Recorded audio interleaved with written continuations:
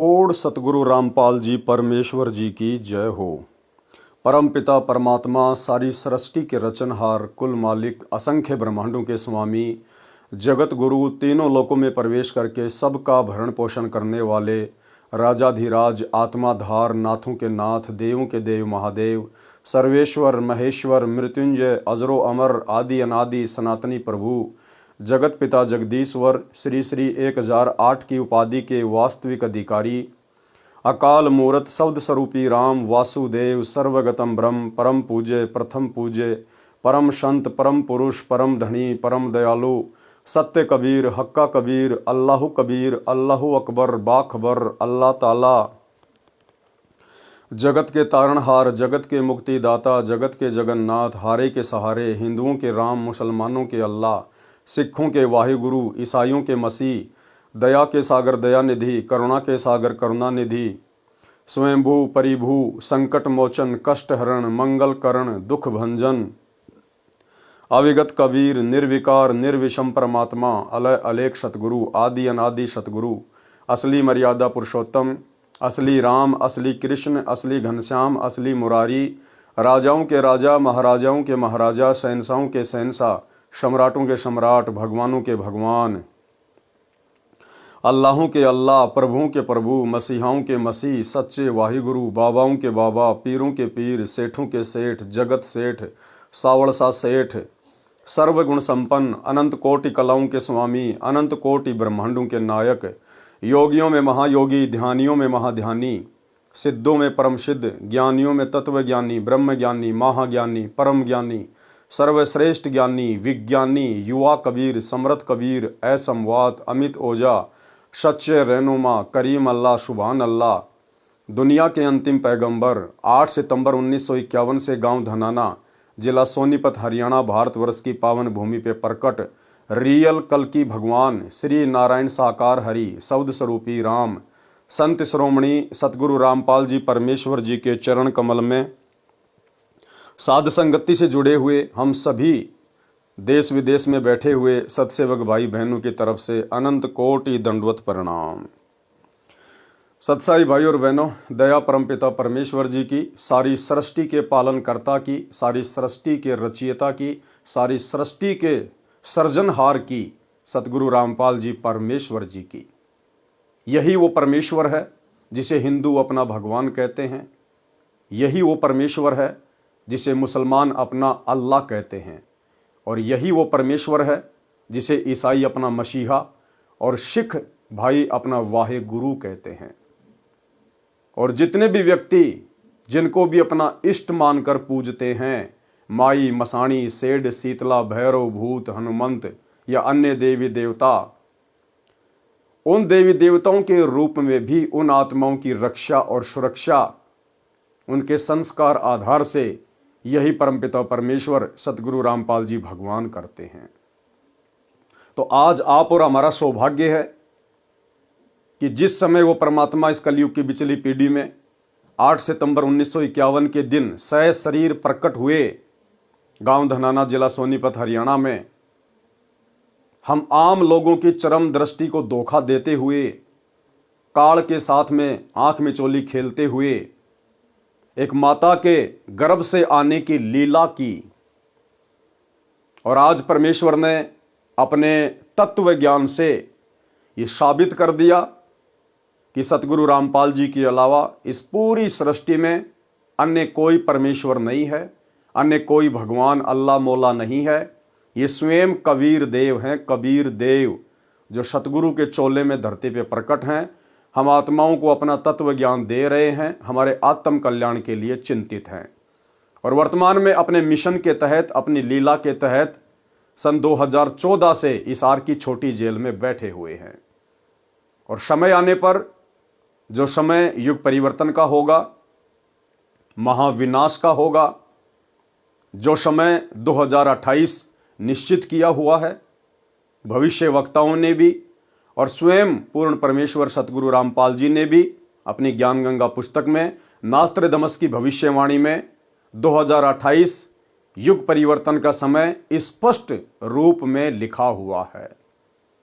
तो उस समय भाइयों और बहनों, इसी परमेश्वर को, सतगुरु रामपाल जी को, जिन्हें दुनिया आज भूल बैठी है अपनी आध्यात्मिक अज्ञानता के चलते, इसी परमेश्वर को आने वाले युग परिवर्तन के समय में, जब हर प्रकार से देश दुनिया में त्राहिमाम मचा होगा, हर देश में युद्ध, गृह युद्ध, महायुद्ध जैसी स्थितियां, अन्य प्राकृतिक आपदाएं, बाढ़, भूकंप, अनावृष्टि, अतिवृष्टि, ओलावृष्टि, उस समय देश दुनिया के लीडर, देश दुनिया के नेता अपने आप को बचाने के लिए, अपने देश को बचाने के लिए, देशवासियों को बचाने के लिए इसी परमपिता परमेश्वर सतगुरु रामपाल जी के घुटनों में, इसी परमपिता परमेश्वर सतगुरु रामपाल जी के चरणों में अपने घुटने टेकेंगे और बाइज्जत अपने कंधों पर बैठाकर ढोल नगाड़े बजाते हुए स्वागत के साथ उन्हें हिसार जेल से बाहर लेके आएंगे। अन्यथा इस प्रकार से हिसार जेल में बैठे हुए सतगुरु रामपाल जी को ये दुनिया परमेश्वर के रूप में नहीं मानने वाली, नहीं जानने वाली। कुछ बड़ा होगा और इतना बड़ा होगा जो दुनिया वालों की कल्पना से बाहर है। उसके बाद किसी भी धर्म के मानने वाले को, आज चाहे वो कितना ही अपने आप में कट्टर बन के बैठा हो, सतगुरु रामपाल जी के अलावा दूसरा कोई परमात्मा, कोई भगवान, कोई गॉड, कोई अल्लाह, कोई वाहिगुरु दिखाई ही नहीं देगा। तो भाई और बहनों, आप और हमारा सौभाग्य है, दुनिया जिस कल की भगवान को यूट्यूब पर ढूंढ रही है, दुनिया भर के नकली कल की आए दिन अपने आप को कल की घोषित करते रहते हैं और यूट्यूब चैनल पर इंटरव्यू के दौरान अपनी बेइज्जती करवा करवा के अपने घर को लौट जाते हैं। वो रियल कल की भगवान स्वयं सतगुरु रामपाल जी हैं, स्वयं सतगुरु रामपाल जी, कल की यानी कलयुग का भगवान, जो कलयुग में अपनी लीला दुनिया को स्पष्ट रूप से दिखाएगा, अपनी पहचान पूरे विश्व में स्पष्ट रूप से करवाएगा, जो इस देश और दुनिया से जाति और धर्म का नामो निशान मिटा देगा। केवल सबकी जाति एक ही होगी, जीव हमारी जाति है और मानव धर्म हमारा हिंदू, मुस्लिम, सिख, ईसाई धर्म नहीं कोई न्यारा, जो देश दुनिया की सरहदों को मिटा देगा। पूरे विश्व में जितने भी देश हैं, जितनी भी आर्मी लगी हुई है, ये परमेश्वर सारी सेना को वहां से हटवा देंगे, पूरे विश्व को एक कर देंगे। कोई किसी का दुश्मन नहीं होगा, कोई किसी का शत्रु नहीं होगा, कोई किसी की जमीन पर या देश पर किसी भी प्रकार का कोई आक्रमण नहीं करेगा, कब्जा नहीं करेगा। सभी को अपने परमपिता परमेश्वर का पता चल जाएगा, ये मनुष्य जन्म प्राप्त करने के मकसद का पता चल जाएगा कि ये मनुष्य जन्म हमें इन जमीन के टुकड़ों के लिए मार काट करने के लिए नहीं मिला, ये मनुष्य जन्म हमें मोक्ष प्राप्ति के लिए मिला है।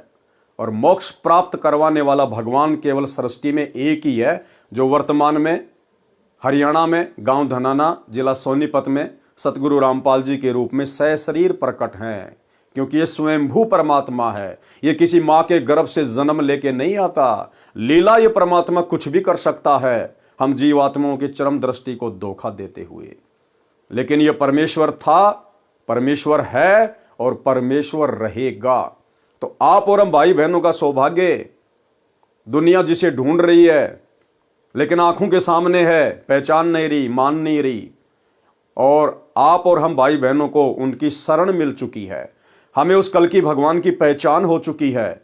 हम उसके चरणों में आकर समय रहते अपना बचाव कर रहे हैं, अपनी सुरक्षा कर रहे हैं, ताकि आने वाले विनाशकारी समय में हमारा बाढ़ भी बाका ना हो सके। तो ये आप और हमारा परम सौभाग्य है।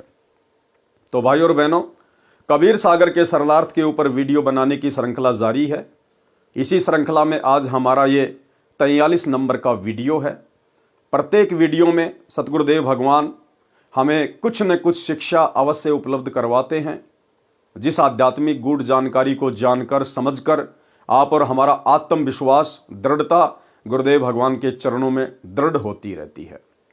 तो चलिए आज हम आगे बढ़ते हैं। गुरुदेव भगवान के कर कमल से लिखित पवित्र पुस्तक कबीर सागर का सरलार्थ, पेज नंबर है 386, अध्याय जैन धर्म बोध का सारांश।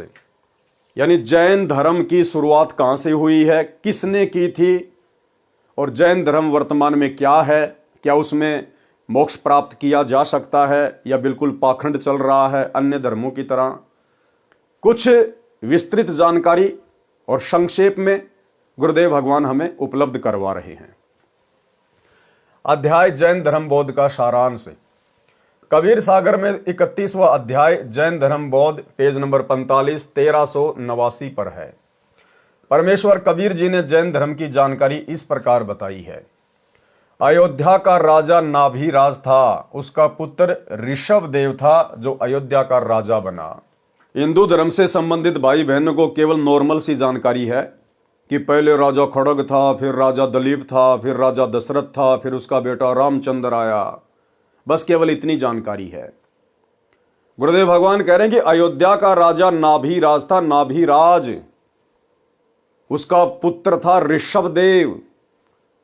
ऋषभदेव जो सतयुग में अयोध्या का राजा बना। जिस समय श्री रामचंद्र जी के दादा परदादाओं का जन्म भी नहीं हुआ था, उस समय ऋषभदेव अयोध्या का राजा था। जिस ऋषभदेव को जैन धर्म का प्रथम तीर्थंकर माना जाता है, वो है ऋषभदेव। जो ऋषभदेव फिर आगे चलकर अयोध्या का राजा बना था। अयोध्या का राजा नाभिराज था, उसका पुत्र ऋषभदेव था जो अयोध्या का राजा बना। धार्मिक विचारों के राजा थे, जनता के सुख का विशेष ध्यान रखते थे। 2 पत्नी थी, कुल 100 पुत्र तथा 1 पुत्री थी। बड़ा पुत्र भरत था। कबीर परमेश्वर जी अपने विधान अनुसार अच्छी आत्माओं को मिलते हैं। उसी गुण अनुसार ऋषभदेव के पास एक ऋषि रूप में गए, अपना नाम कबीर ऋषि बताया, उनको आत्मबोध कराया, शब्द सुनाया। मन तू चल रे सुख के सागर, जहां शब्द सिंधु रत्नागर, जो आप जी ने पढ़ा आत्मबोध के सारांश में, पेज नंबर 373, 374 पर। देखो भाइयों और बहनों, परमेश्वर की पहचान हमने करनी पड़ेगी। परमेश्वर केवल संकेत ही करेगा कि वर्तमान में आपके गुरुदेव भगवान कौन हैं, आपके सतगुरु कौन हैं। क्या कह रहे हैं परमात्मा कि जब राजा ऋषभदेव को कबीर परमात्मा मिले, अपना नाम बताया कबीर ऋषि, उनको आत्मबोध कराया और फिर क्या बताया, उनको शब्द सुनाया। राजा ऋषभदेव को कबीर परमेश्वर ने एक शब्द सुनाया। कौन सा शब्द? मन तू चल रे सुख के सागर, जहां शब्द सिंधु रत्नागर। अब ये बात भला कौन से शास्त्र में लिखी हुई है? ये बात ना तो आपको जैन धर्म के किसी भी शास्त्र में मिलेगी, ना हिंदू धर्म के किसी शास्त्र में मिलेगी, ना अन्य किसी धार्मिक पुस्तक में मिलेगी। ये बातें कौन बता सकता है कि जब कबीर परमात्मा सतयुग में राजा ऋषभदेव को मिले भक्ति समझाने के लिए, आत्मबोध करवाने के लिए, तो उन्होंने क्या सुनाया था, कौन सा शब्द गाकर सुनाया था? ये गूढ़ जानकारी केवल वही बता सकता है जो सतयुग में राजा ऋषभदेव को कबीर ऋषि के नाम से मिला था। तो कौन बता रहे हैं आज? सतगुरु रामपाल जी। कौन हुए सतगुरु रामपाल जी? स्वयं कबीर परमेश्वर। शब्द सुनाया, मन तू चल रे सुख के सागर, जहां शब्द सिंधु रत्नागर, जो आप जी ने पढ़ा आत्मबोध के सारांश में, पृष्ठ 373, 374 पर, यानी पिछले वीडियो में। यह सत्संग सुनकर राजा ऋषभदेव जी की आत्मा को झटका लगा, जैसे कोई गहरी नींद से जागा हो। ऋषभदेव जी के कुल गुरु जो ऋषिजन थे, उनसे परमात्मा प्राप्ति का मार्ग जानना चाहा। उन्होंने ओम नाम तथा हठयोग करके तप करने की विधि दृढ़ कर दी। राजा ऋषभदेव को परमात्मा प्राप्ति करने तथा जन्म मरण के दुखद चक्कर से छूटने के लिए वैराग्य धारण करने की ठानी। अपने बड़े बेटे भरत जी को अयोध्या का राज्य दे दिया। ये रामचंद्र जी का भाई था भरत, वो अलग है, वो तो त्रेता में हुआ है। ये सतयुग की बातें चल रही है। अपने बड़े बेटे भरत जी को अयोध्या का राज्य दे दिया तथा अन्य पुत्रों को भी अन्य नगरियों का राज्य प्रदान करके घर त्याग कर जंगल में चले गए। परमेश्वर कबीर जी भी जंगल में गए। परमेश्वर कबीर जी जंगल में ऋषभदेव जी से फिर मिले और कहा कि हे भोली आत्मा, आसमान से गिरे और खजूर पर अटके, ये वाली बात चरितार्थ कर दी। यानी परमेश्वर ने कहा कि देख, मैं तेरे को मिला था, कबीर ऋषि के रूप में तेरे पास में आया था, मैंने तेरे को आत्मबोध कराया था, तेरे को सतलोक की जानकारी दी थी, तेरे को मैंने असली भक्ति बताई थी, और अब तू अपने कुल गुरुओं के चक्कर में आकर, उन नकली ऋषियों के चक्कर में आकर, जो केवल अपना पेट भरने के लिए, तेरे से दान दक्षिणा लेने के लिए तेरे को गुमराह करके बैठे हुए हैं, तो उनके चक्कर में आ गया और हमारी वाली भक्ति को त्याग दिया, तूने छोड़ दिया। और ये डले ढोने के लिए, ये व्यर्थ की साधना करके अपना जीवन बर्बाद करने के लिए तू राज्य त्याग कर वैराग्य धारण करके जंगल में भटक रहा है। लेकिन परमेश्वर ने बताया कि वो ऋषभ देव इस कदर उन गुरुओं के द्वारा भ्रमित हो चुका था कि उसने परमात्मा की एक भी बात नहीं मानी और परमात्मा वहां से चले गए। राज्य त्याग कर जंगल में निवास किया, परंतु साधना पूर्ण मोक्ष की प्राप्त नहीं हुई। ये तो जन्म मरण का चक्कर में रहने वाली साधना आप कर रहे हो। मेरे पास सत्य साधना है, आप मेरे से दीक्षा ले लो, आपका जन्म मरण सदा के लिए समाप्त हो जाएगा। तो ऋषभ देव जी ने क्या कहा? ऋषभ देव जी अपने गुरु जी के बताए मार्ग को पूर्ण रूप से सत्य मान चुके थे। उन नकली ऋषियों के द्वारा बताए गए भक्ति मार्ग को सत्य मान चुके थे। इसलिए उन्होंने कभी ऋषि की बातों पर विशेष ध्यान नहीं दिया। ध्यान देना भक्तों पॉइंट के ऊपर, इसलिए उन्होंने कभी ऋषि की बातों पर विशेष ध्यान नहीं दिया, यानी परमात्मा की बातों पर विशेष ध्यान नहीं दिया। प्रभु कबीर देव चले गए। भाई और बहनों, ये नियम है परमात्मा का, क्योंकि काल के साथ परमेश्वर का एग्रीमेंट है, उनका वचन है। काल ने कहा था कि आप नीचे जाओगे, अपना ज्ञान प्रचार करोगे, आत्माओं को सतलोक की जानकारी दोगे, सत भक्ति बताओगे। हे प्रभु, जो आपके ज्ञान को स्वीकार करे, आप केवल उन्हीं को सतलोक लेकर जाना, और जो आपके ज्ञान को स्वीकार ना करे, आपकी मर्यादा में आके जो भक्ति ना निभाए, आपकी भक्ति को हल्के में ले, आपकी मर्यादाओं को तोड़े, आप उसको जबरदस्ती सतलोक ना लेकर जाना। तो परमेश्वर ने कहा तथास्तु, ऐसा ही करूंगा। तो अपने उस एग्रीमेंट के अनुसार गुरुदेव भगवान ने, कबीर परमेश्वर सतगुरु रामपाल जी ने राजा ऋषभ देव के साथ में कोई जबरदस्ती नहीं की कि ठीक है भाई, मैंने तो तेरे को सही साधना बताने का प्रयास किया है, लेकिन तू मान ही नहीं रहा, तो कोई बात नहीं, जैसा तेरा भाग्य, जैसी तेरी किस्मत है। और कबीर देव वहां से चले गए। ठीक इसी प्रकार भाइयों और बहनों, वर्तमान में परमात्मा अपने भक्तों के साथ इस कलयुग की पिछली पीढ़ी में भी जबरदस्ती नहीं करेगा। सन 1994 से सतगुरु रामपाल जी परमेश्वर जी ने अपना यथार्थ 13वां कबीर पंथ शुरू करके और वर्तमान समय तक ठोक ठोक कर ज्ञान दे दिया है, कई बार रिवीजन भी करवा दिया है। अब यदि उनका कोई भगत उनकी मर्यादाओं को ठीक प्रकार से फॉलो नहीं करेगा, इस ज्ञान को हल्के में लेगा, भक्ति को सीरियस नहीं लेगा, बात बात पे मर्यादा तोड़ेगा, जैसे कि वर्तमान में गुरुदेव के कलयुगी परिवार के द्वारा, सतलोक आश्रम संचालकों के द्वारा, कोऑर्डिनेटरों के द्वारा आए दिन कुकर्म करके संगत की नित मर्यादा तोड़वाई जाती है। 2019 में बेचारे भगत समाज को कांग्रेस सरकार की गोद में बैठा दिया गया। बीजेपी का विरोध और कांग्रेस का समर्थन पूरे देश में जमकर संगत के कर्म फुड़वाए। वर्तमान 2024 में कांग्रेस को पीछे छोड़ दिया और बीजेपी सरकार की गोद में आ बैठे। भक्तों के जमकर कर्म फुड़वा रहे हैं, राजनेताओं की रैलियों में भेजकर उनका सपोर्ट करवाकर। धनाना गांव में अपने धनाना आश्रम को सही प्रकार से चलाने के लिए, ताकि गांव वाले विरोध ना करें, हमारा धार्मिक धंधा कहीं बंद ना हो जाए, धनाना गांव के बच्चों की फरमाइश पर भगत समाज के ज्योति पाठ और दान के पैसों से तकरीबन 1 करोड़ रुपए की लागत का बैडमिंटन का स्टेडियम बना दिया। जबकि सतगुरु रामपाल जी के तो यहां तक आदेश हैं, यदि कोई व्यक्ति ताश भी खेल रहा है तो ना ही आपने वहां बैठना है और ना ही आपने किसी प्रकार का कोई सहयोग करना है। बावजूद इसके संत रामपाल जी की मर्यादाओं की धज्जियां उड़ाते हुए उनके कलयुगी परिवार ने धनाना गांव में 1 करोड़ रुपए की लागत का बैडमिंटन का स्टेडियम बना दिया। धनाना आश्रम के अंदर 10 एकड़ जमीन में एक बहुत बड़ी हॉस्पिटल का काम शुरू कर दिया गया है, टोटल गुरुदेव के ज्ञान और विधान के विपरीत। और भी अन्य प्रकार से संगत की आए दिन मर्यादा तोड़वाई जा रही है। हरियाणा के गोहाना में एक जाट भवन का निर्माण कार्य चल रहा है। ऊपर का 5वां फ्लोर बनाने का पूरा जिम्मा सतगुरु रामपाल जी के बड़े बेटे वीरेंद्र पाल ने ले लिया, जिसमें तकरीबन 1 करोड़ रुपए की लागत लगेगी। भगत समाज के जमकर कुपात्रों को दान धर्म देकर कर्म फुड़वाए जा रहे हैं। तो भाई और बहनों, परमात्मा वर्तमान में कुछ नहीं बोलेगा। अगर आपने अपने गुरुदेव को भगवान मान लिया, परमात्मा मान लिया, तो परमात्मा अंतर्यामी होता है। हम रोज संध्या आरती में पढ़ते हैं लास्ट में, अंतर्यामी एक तुम आत्म के आधार, और जो तुम छोड़ो हाथ तो मोए कौन उतारे पार। तो हमारे गुरुदेव भगवान अंतर्यामी हैं, क्योंकि ये परमेश्वर हैं।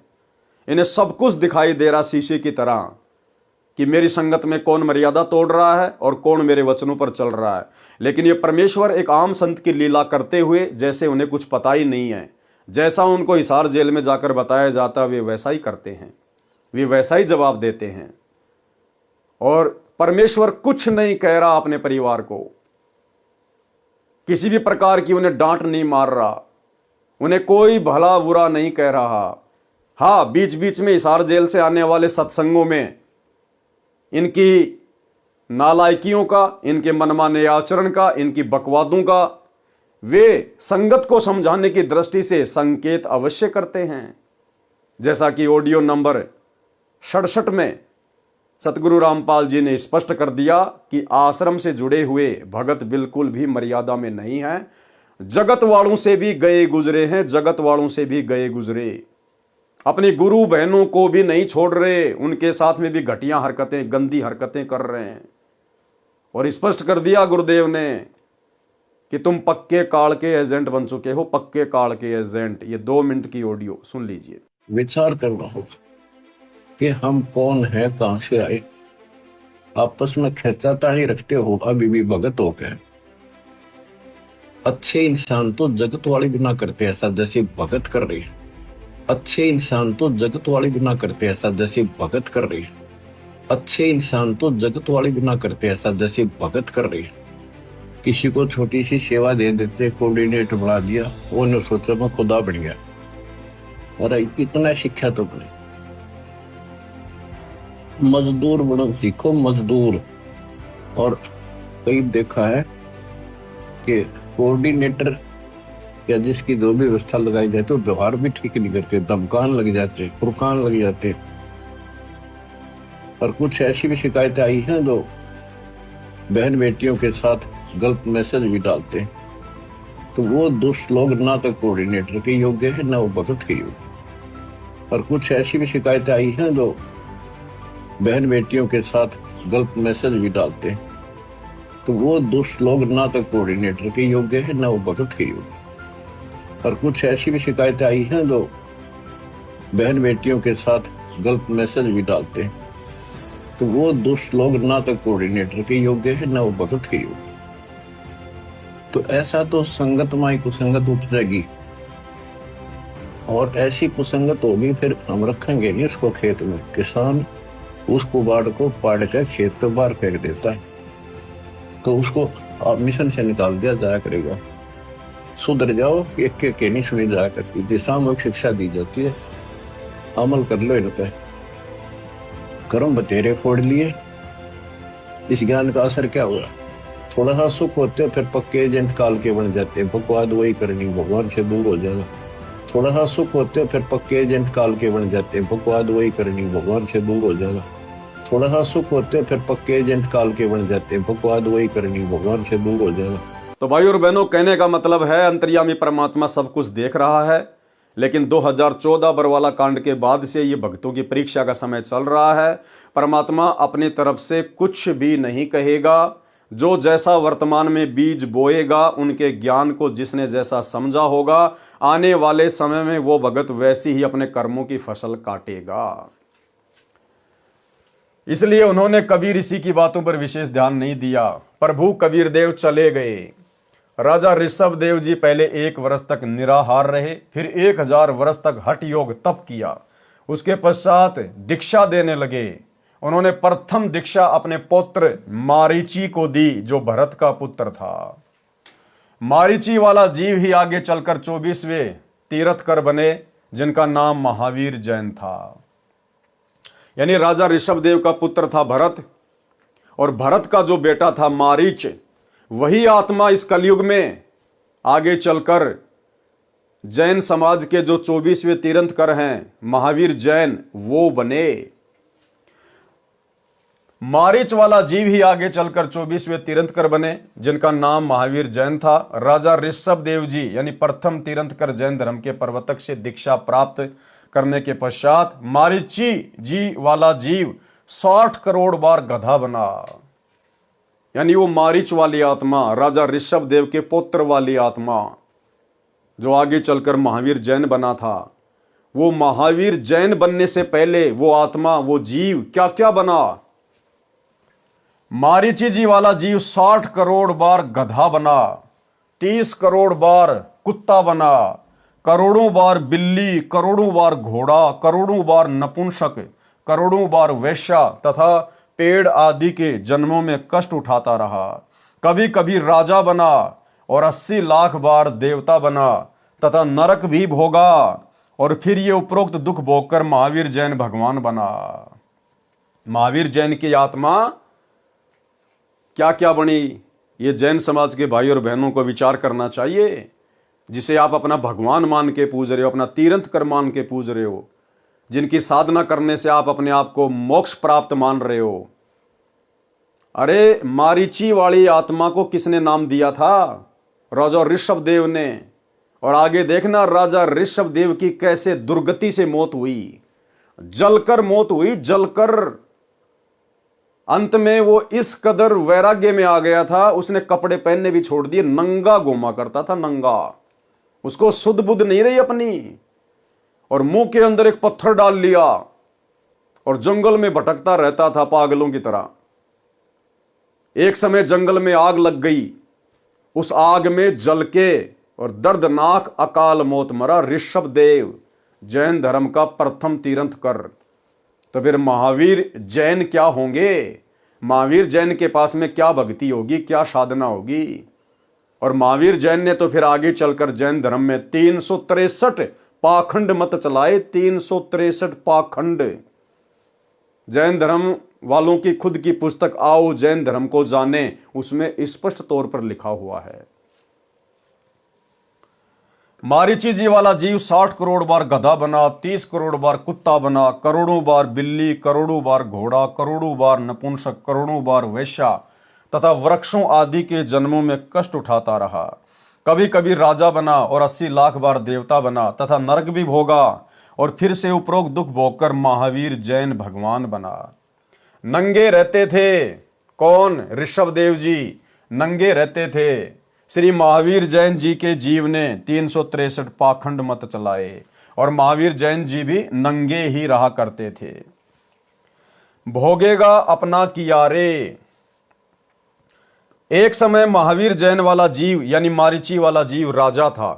अब गुरुदेव भगवान हमें महावीर जैन का एक जीवन बता रहे हैं कि भगवान महावीर बनने से पहले वो एक राजा था। और ध्यान से सुनिए भाई और बहनों, ये कथा हमें बहुत गहरी शिक्षा देगी। हमने किसी का भी अहित नहीं सोचना है, हमने किसी के साथ भी बदतमीजी नहीं करनी, जबरदस्ती नहीं करनी, मन में भी किसी के प्रति हमने बुरा नहीं सोचना है। हाँ, जो सत्य है वो डंके की चोट पर कहेंगे, विदुर की तरह कहेंगे, भले ही थप्पड़ लगे लेकिन परमात्मा का थप्पड़ पड़ने से बच जाएंगे।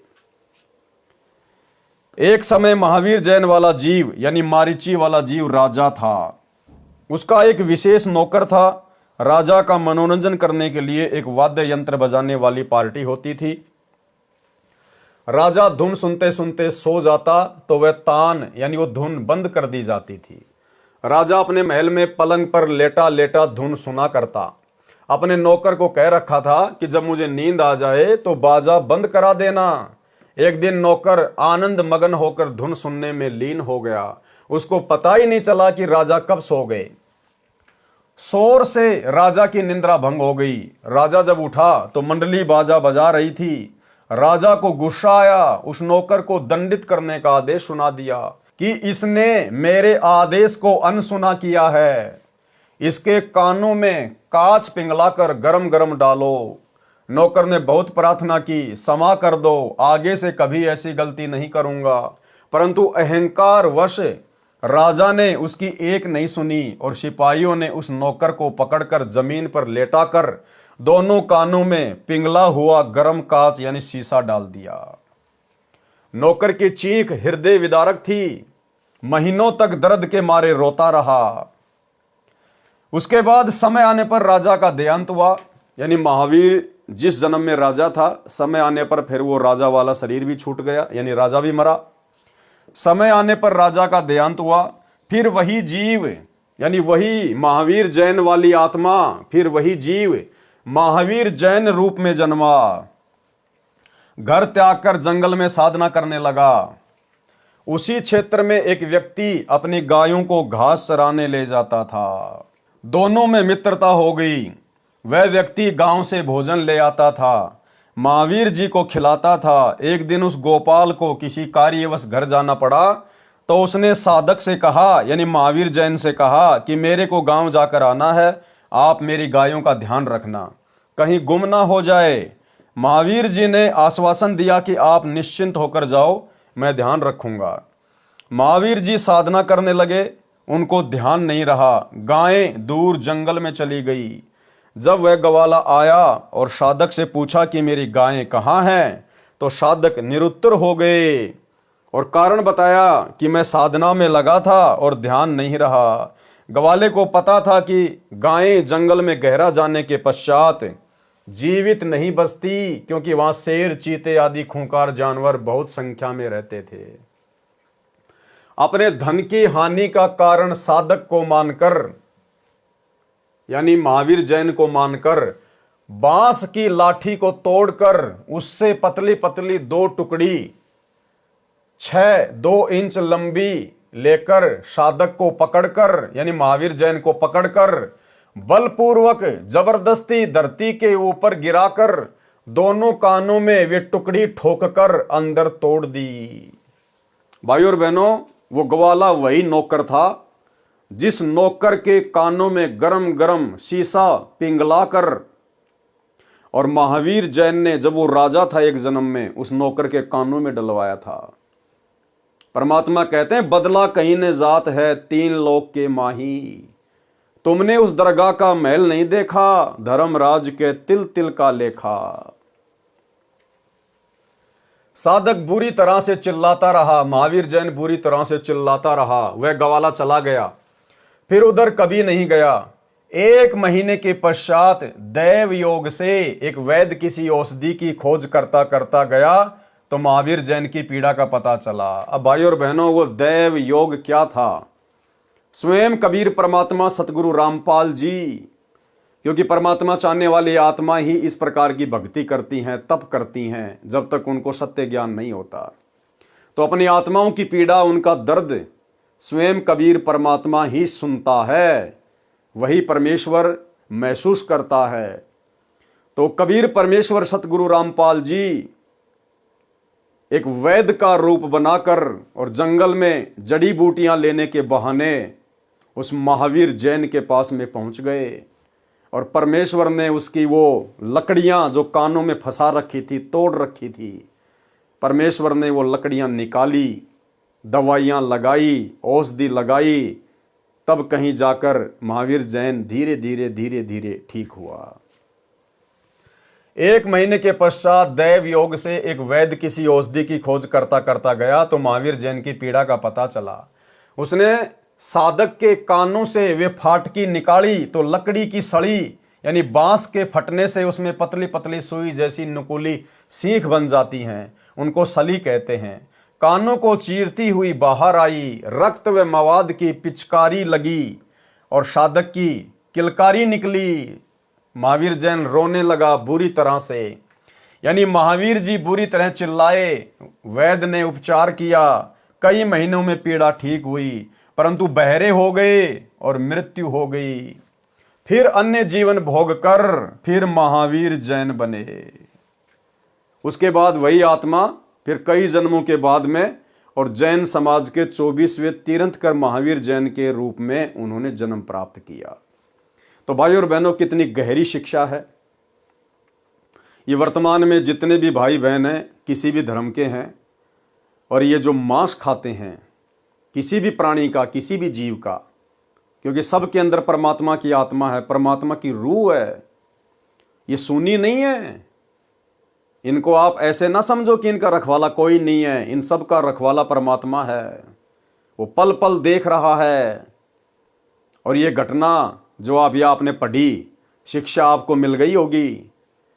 आज जो भी व्यक्ति जैसा भी कर्म कर रहा है, अगले जन्मों में कभी न कभी उस व्यक्ति को अपने उस कर्म का बदला अवश्य देना पड़ता है। आज जो व्यक्ति भले बकरे काट रहा है या बकरे खा रहा है, जितने उसने बकरे काटे हैं, जितने उसने बकरे खाए हैं, अगले जन्मों में वो बकरे बनेंगे इंसान।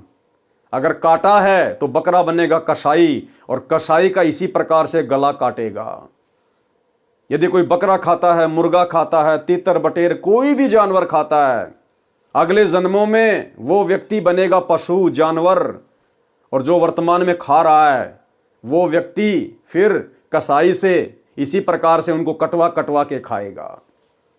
तो भाई और बहनों, ये भयंकर दुर्गति है। ये कर्मों का जो सिलसिला है ये बहुत भयंकर है, और इस कर्मों के सिलसिले को ना तो ब्रह्मा विष्णु महेश समाप्त कर सकते। ब्रह्मा विष्णु महेश के, इनके अवतारों के, राम और कृष्ण के खुद के कर्म भी नहीं कटते, इनको भोगने पड़ते हैं। फिर भला इनकी भक्ति साधना करने से हमारे कैसे कट जाएंगे। श्री रामचंद्र जी त्रेता युग में आए, उन्होंने पेड़ की ओट लेकर धोखे से सुग्रीव के भाई बाली की हत्या की। द्वापर युग में श्री रामचंद्र जी को वो बदला चुकाना पड़ा। द्वापर युग में श्री रामचंद्र जी जन्मे श्री कृष्ण जी के रूप में, और सुग्रीव का भाई बाली एक शिकारी के रूप में जन्मा। और अंत में उसी प्रकार जब श्री कृष्ण जी एक पेड़ के नीचे सोए हुए थे, पैर पे पैर रख के, उनके पैर में एक पदम था जो चमका करता था, और वो बाली जो शिकारी बना हुआ था वो जंगल में गया हुआ था, पूरा दिन उसको शिकार नहीं मिला। अंत में उसने देखा कि एक कोई वस्तु चमक रही है, झाड़ियां थी, पेड़ के पत्ते थे, तो उसने सोचा कि ये कोई जानवर है, कोई हिरण है, और इसकी आंख चमक रही है सूर्य के प्रकाश से, और यदि मैं आवाज करूंगा, शोर करूंगा, तो हो सकता है ये भाग जाएगा, और आज पूरा दिन हो गया, शिकार मुझे मिला नहीं। तो हिरण की आंख समझकर श्री कृष्ण जी के उस पदम वाले पैर में उस बाली वाली आत्मा ने, उस बालिया नाम के शिकारी ने तीर मार दिया, जहरीला, जहर से बुझा हुआ तीर। श्री कृष्ण जी की तड़प तड़प कर मृत्यु हो गई। तो जब ये तीन लोक के भगवान ही अपना कर्म नहीं काट सकते, तो अपने भक्तों का कहां से काट देंगे। तो भाई और बहनों, ये कुकर्म करने से बचिए। परमात्मा धरती पर है। आप ये जितने भी कुकर्म कर रहे हैं, आप अपनी अज्ञानता में कर रहे हैं। आप जिस भी धर्म से जुड़े हुए हैं, आपका जो भी धर्मगुरु है, उसको कंप्लीट ज्ञान नहीं है, उसको तत्व ज्ञान नहीं है, शास्त्रों की, धर्म की, कर्म की जानकारी नहीं है। वो केवल अपने स्वार्थ के लिए आपका गुरु बना बैठा है। ऐसे स्वार्थियों से, ऐसे नकलियों से बाहर निकलो। सतगुरु रामपाल जी के यूट्यूब पर सत्संग सुनो, और वही समय रहते इनके ज्ञान को स्वीकार करो, इनकी शरण में आ जाओ।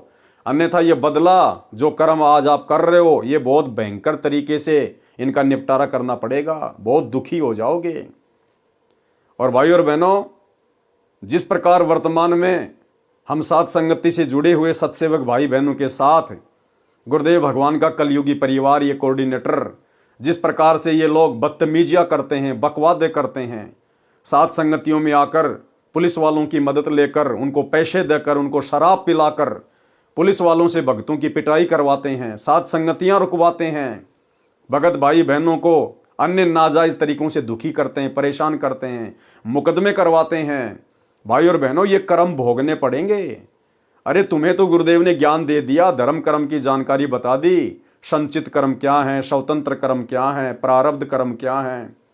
उसके बावजूद भी आप लोग बकवाद कर रहे हो, अपने गुरुदेव भगवान के यथार्थ मिशन में काल प्रेरणा से टांग अड़ा रहे हो। ये कर्म आप लोगों को आने वाले समय में इसी जन्म में भोगने पड़ेंगे, इसी जन्म में। ये विधान है परमात्मा का। ये भगवान, ये कबीर देव, सतगुरु रामपाल जी किसी का सागा नहीं है। आप रोजाना नित्य नियम करते हो, लेकिन वाणियों का ध्यान नहीं आपको, क्या बोल जाते हो, वाणियों का अर्थ क्या है। परमात्मा कहते हैं परम शक्ति संगीतम रिद्धि सिद्धि दाता सोही अविगत गुण अतीतम सत्य पुरुष निर्मोही। सत्य पुरुष कौन? सतगुरु रामपाल जी। निर्मोही, उनको किसी का मोह व्याप्त नहीं है। जैसा जीव करेगा वैसा ही परिणाम भोगना पड़ेगा।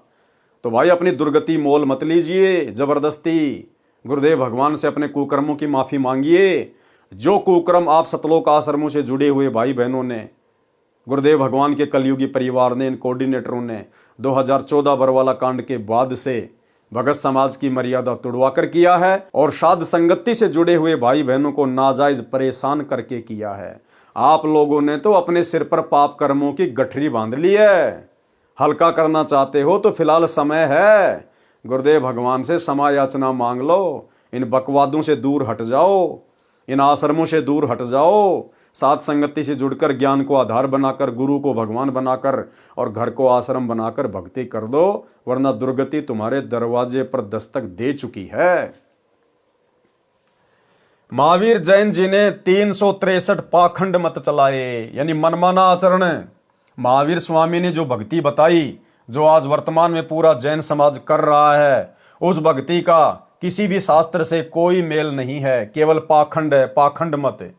महावीर जैन जी ने 363 पाखंड मत चलाए और खुद जैन धर्म की पुस्तक आओ जैन धर्म को जाने, उसमें स्पष्ट तौर पर लिखा हुआ है कि महावीर जैन ने 363 पाखंड मत चलाए।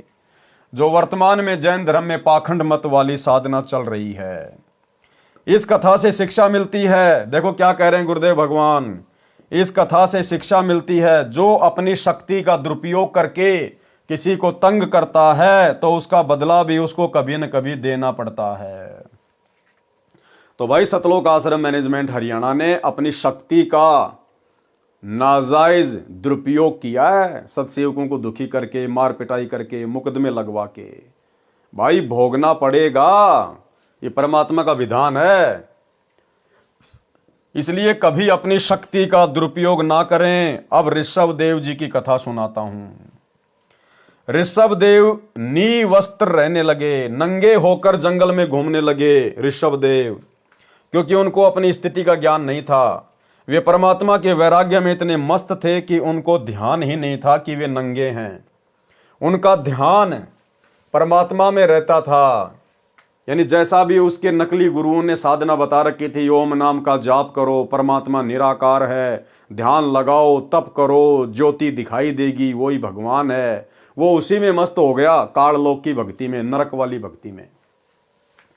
वर्तमान में जैनी महात्माओं ने वह नकल कर ली और नंगे रहने लगे। ये मात्र परंपरा का निर्वाह है। ये जैन समाज में जो लोग नंगे रहकर साधना करते हैं, जो इनके साधु हैं, ये वहां से ये रोग लगा है। अरे वो ऋषभ देव तो नंगा इसलिए रहता था क्योंकि वो तो एक प्रकार से पागल हो चुका था। वो तो काल की भक्ति के ऊपर आसक्त हो चुका था। उसको अपनी कोई शुद्ध बुद्धि नहीं थी, इसलिए वो नंगा होके घूम रहा था। अपनी तरफ से नहीं, उसको पता ही नहीं था कि मैंने कपड़े पहन रखे हैं कि नहीं पहन रखे हैं। जैसे एक पागल व्यक्ति की स्थिति हो जाती है। और वर्तमान के जैन साधुओं ने उसी बात को लेकर कि ऋषभ देव जी नंगे होकर जंगल में साधना करते थे, उसी बात को पकड़ लिया और पशु की तरह नंगे होके घूमते रहते हैं। शर्म भी नहीं है इनको।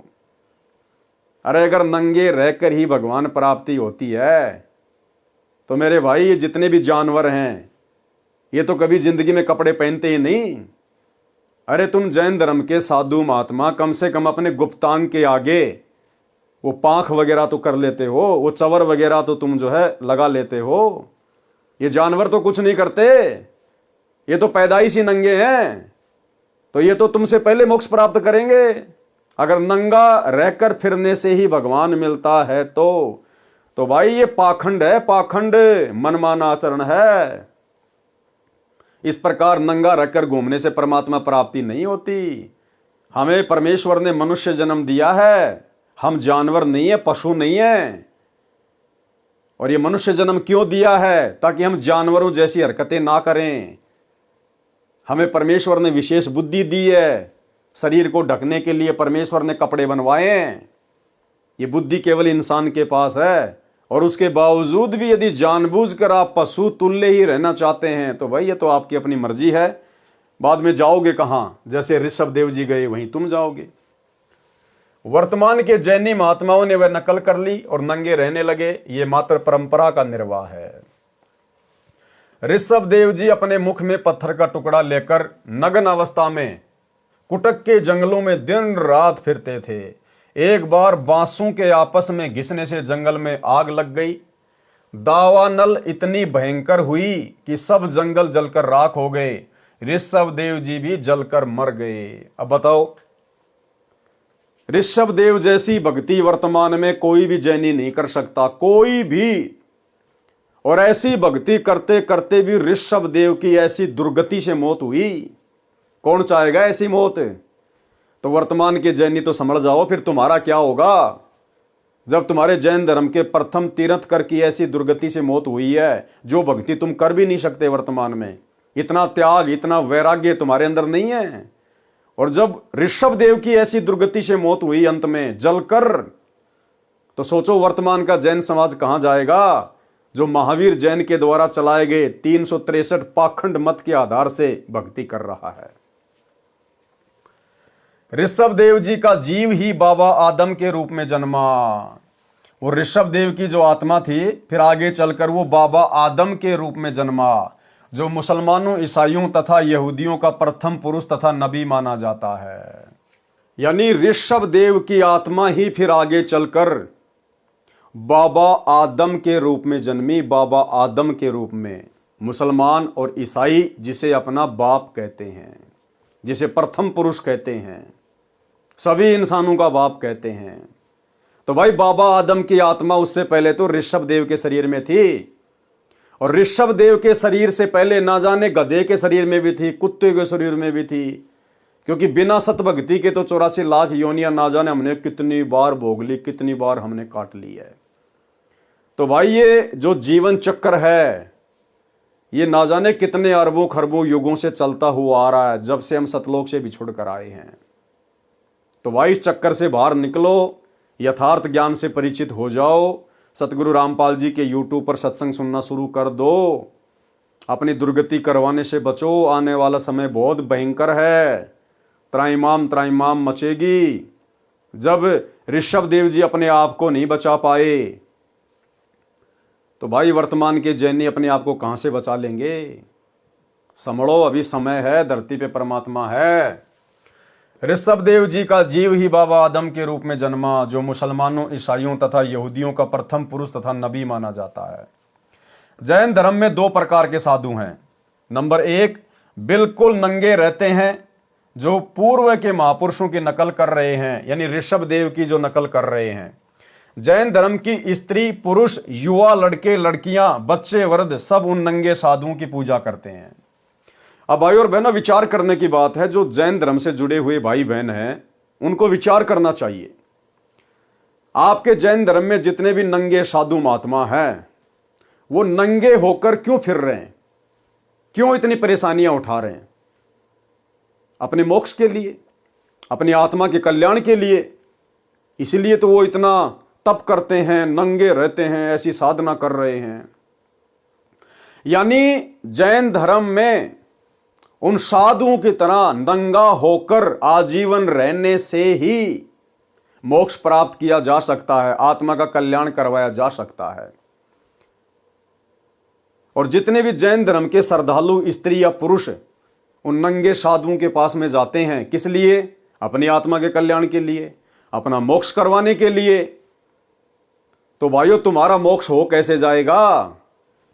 अरे जब तुम्हारे गुरु, तुम्हारे साधु संत अपने मोक्ष के लिए नंगे होकर इतनी घोर तपस्या कर रहे हैं, ऐसी साधना कर रहे हैं, क्योंकि उनके अनुसार तो इसी प्रकार से मोक्ष प्राप्त किया जा सकता है।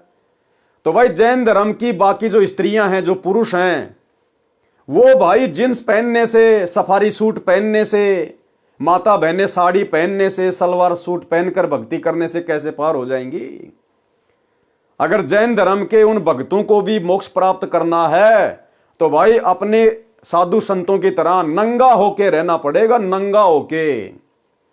अन्यथा ना तो वो स्त्रियां मोक्ष प्राप्त कर सकती हैं जो पूरे शरीर पर कपड़े पहनती हैं, ना जैन धर्म के व्यक्ति मोक्ष प्राप्त कर सकते हैं जो पूरे कपड़े पहनते हैं। क्योंकि तुम्हारे गुरु नंगे किस लिए रहते हैं? पूर्ण मोक्ष प्राप्त करने के लिए, ताकि दोबारा से जन्म मरण में ना आना पड़े, गधे कुत्ते सुअर ना बनना पड़े। तो भाई तुम लोग फिर कपड़े पहन के और उन साधुओं की सेवा करके तुम कैसे मोक्ष प्राप्त कर लोगे? अरे विधि तो वही अपनानी पड़ेगी। अगर गुरु के पेट में दर्द है और गोली खाने से ठीक हुआ है, तो भाई चेले और चेलियों को भी गोली खानी पड़ेगी जब पेट में दर्द होगा।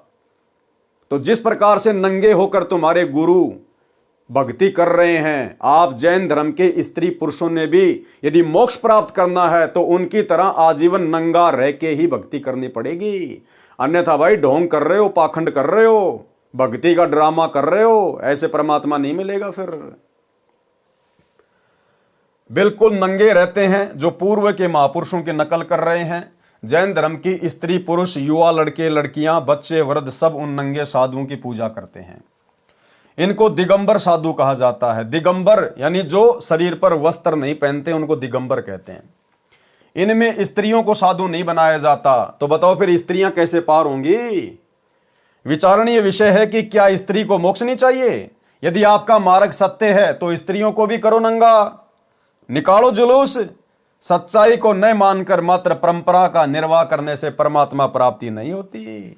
गुरुदेव भगवान लिख रहे हैं, क्या जैन धर्म की औरतों को मोक्ष नहीं चाहिए क्या? अगर चाहिए तो करो उनको भी नंगा और निकालो जुलूस सरेआम रोडों पर। क्योंकि तुम्हारे गुरु भी नंगे होके घूम रहे मोक्ष के लिए, तो जो साधना गुरु कर रहा है चेले चेलों ने भी तो वैसी करनी पड़ेगी। तो परमात्मा कह रहे हैं भैया फिर जैन धर्म की स्त्री और पुरुष सभी नंगे होकर और इसी प्रकार से चलो, ऐसी साधना करो जैसे तुम्हारे वो नंगे गुरु कर रहे हैं। दूसरे नंबर के जो साधु होते हैं जैन धर्म में वो हैं श्वेतांबर। दूसरे साधु श्वेतांबर हैं। वे सफेद वस्त्र, मुख पर कपड़े की पट्टी रखते हैं। इसमें स्त्रियां भी साधु हैं क्योंकि उनको कपड़े पहनने की छूट है, इसलिए औरतें भी साधु बन गई। अगर श्वेतांबर पंथ में कपड़े पहनने की छूट नहीं होती तो औरतें कभी भी साधु नहीं बनती। तो ये तो देखा देखी है, मनमाना आचरण है, पाखंड चल रहा है।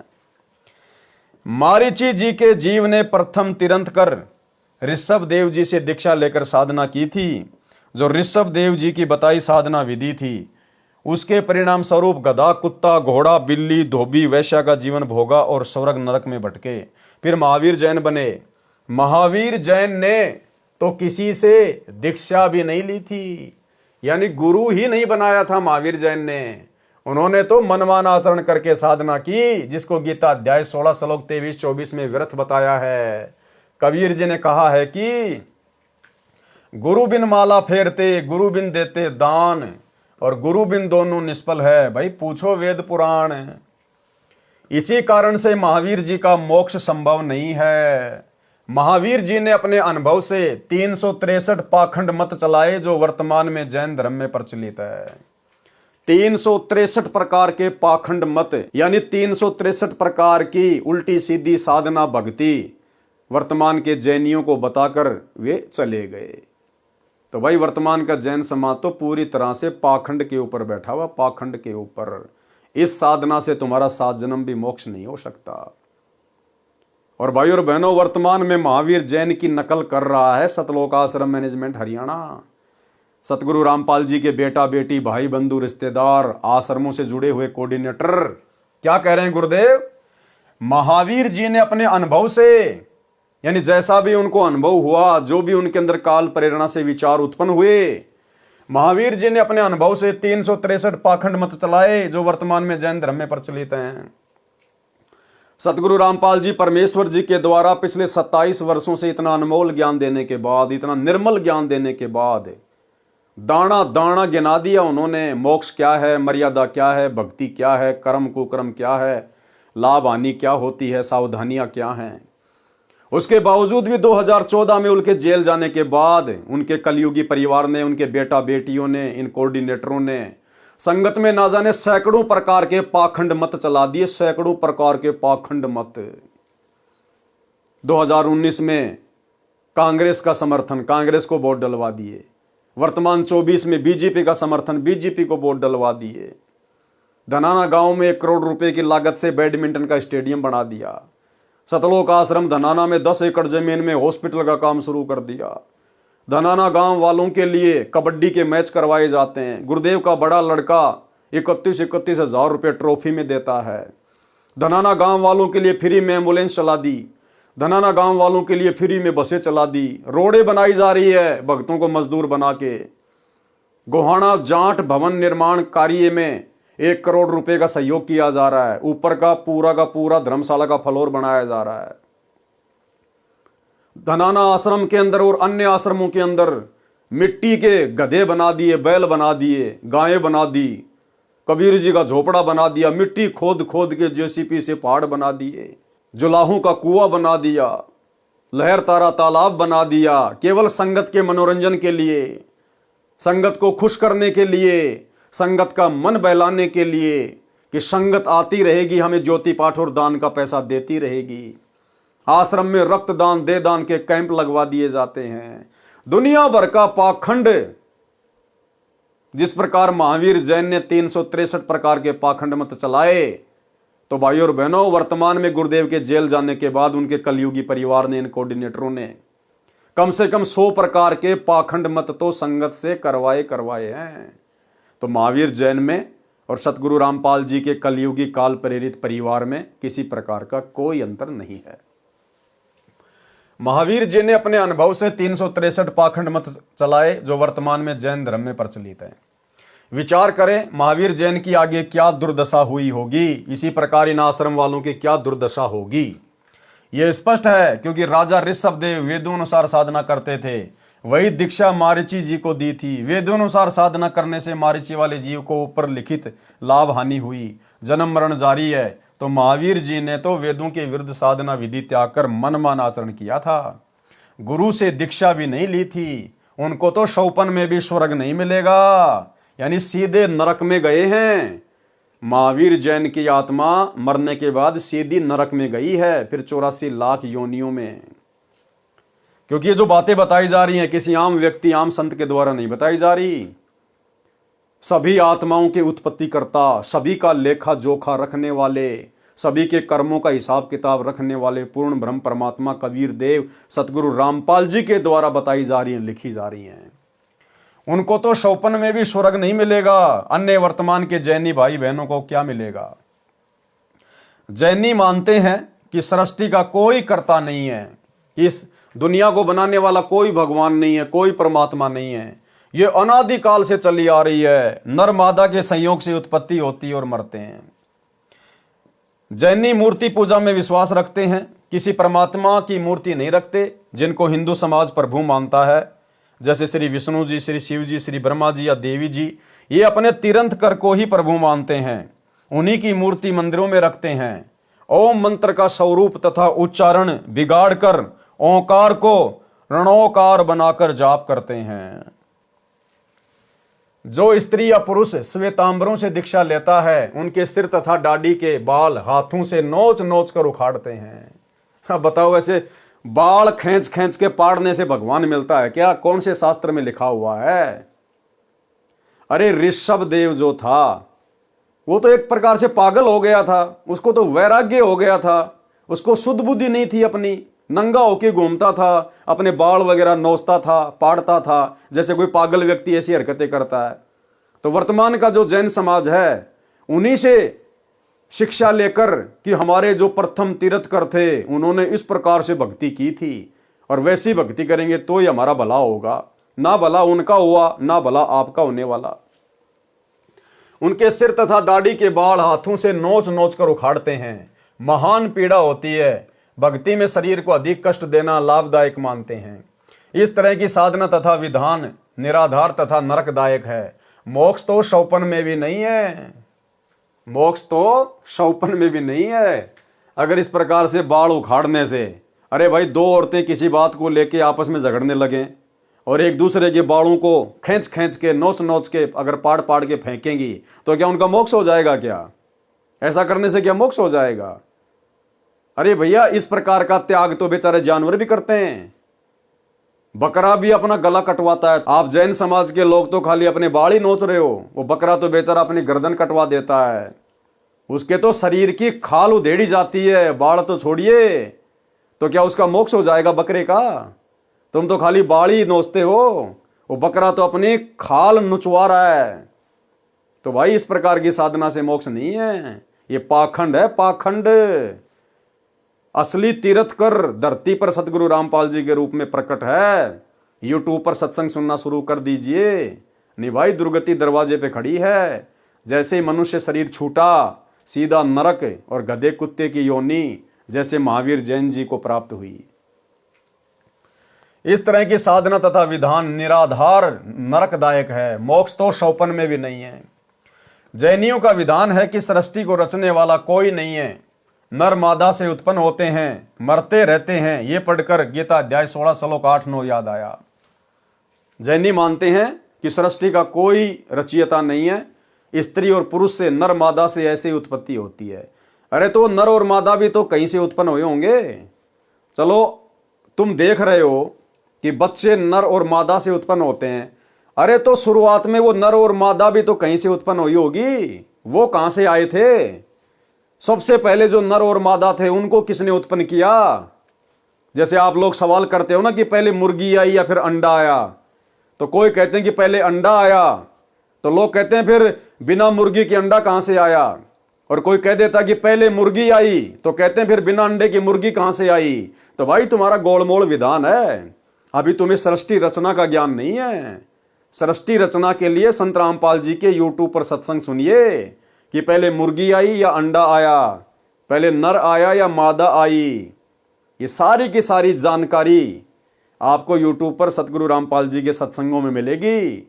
सृष्टि रचना संत रामपाल जी महाराज, यूट्यूब पर जाकर इस प्रकार से सर्च करेंगे, आपको सृष्टि रचना के अनेकों वीडियो दिखाई देंगे। उनको सुनिए, परमाणु के साथ में है। गीता अध्याय 16 श्लोक 8, वे आसुरी यानी राक्षस प्रकृति वाले कहा करते हैं कि जगत आश्रय रहित है, यानी जगत को रचने वाला कोई नहीं है, जैसा कि जैन समाज वाले मानते हैं। असत्य तथा बिना ईश्वर के अपने आप केवल स्त्री पुरुष के संयोग से उत्पन्न होता है। केवल काम यानी सेक्स ही इसका कारण है, इसके सिवा क्या है। गीता अध्याय 16 श्लोक 9, इस मिथ्या ज्ञान को अवलंबन करके जिनका स्वभाव नष्ट हो गया है, जिनकी बुद्धि मंद है यानी ज्ञानहीन है, सबका बुरा करने वाले यानी भ्रमित करके गलत ज्ञान गलत साधना द्वारा अनमोल जीवन नष्ट कराने वाले, क्रूर कर्मी, सर्व बालों को नोच नोच कर उखाड़ना, निर्वस्त्र फिरना, गर्मी सर्दी से शरीर को बिना वस्त्र के कष्ट देना, व्रत करने के मकसद से कई कई दिन तक भोजन न करना, फिर संथारा द्वारा भूखे प्यासे रहकर देहांत करना, आदि आदि क्रूर कर्म है, बहुत घटिया कर्म है, निंदनीय कर्म है। ऐसे क्रूर कर्मी मनुष्य केवल जगत के नाश के लिए ही उत्पन्न होते हैं।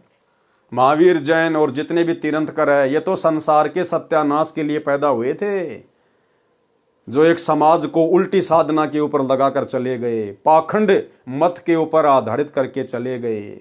जिस प्रकार हिंदू समाज के नकली साधु संत महात्मा, इन्होंने समाज में श्राद्ध निकलवाने शुरू कर दिए, क्योंकि जो साधना उन्होंने बताई थी उससे हमारे पूर्वज मुक्ति तो प्राप्त कर नहीं पाए।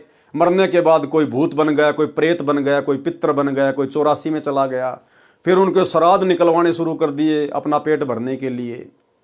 तो इसी प्रकार से हर धर्म के अंदर उनके धर्म गुरुओं ने बिना सत्य ज्ञान के, बिना सतगुरु की शरण के, क्योंकि भाई सतगुरु तो एक ही है पूरी सृष्टि में, कबीर, और कबीर देव वर्तमान में स्वयं सतगुरु रामपाल जी के रूप में प्रकट हैं।